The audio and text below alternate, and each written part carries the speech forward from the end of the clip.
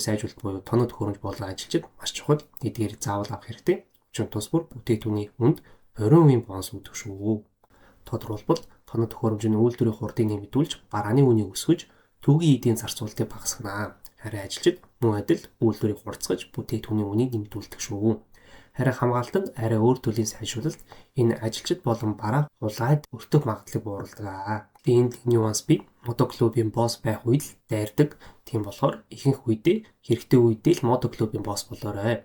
Мөн түүчлэн сүүлчийн апдейт дээр меншнс авахдаа security-г нэмээд авбал бизнесүүд рүү дайралт нь 100% зогсдог шүү.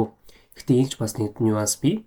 Та нар заавал бизнес дээрэж, меншн дээрэж security авах хэрэгтэй. Хэрэг нэгэн дээр нь аваад нөгөөх дээр нь аваагүй бол дайралтууд үргэлжлэл байх болно шүү. Тийм болохоор меншнс авсны дараа мотоклубын боссыг банк ашиглахыг зөвлөж байна. Тэр үрдэл зөвхөн хэрэгтэй үедээ л мотоклубын босс болоорой. Одоо мотоклубын үйлдвэрүүдээс яаж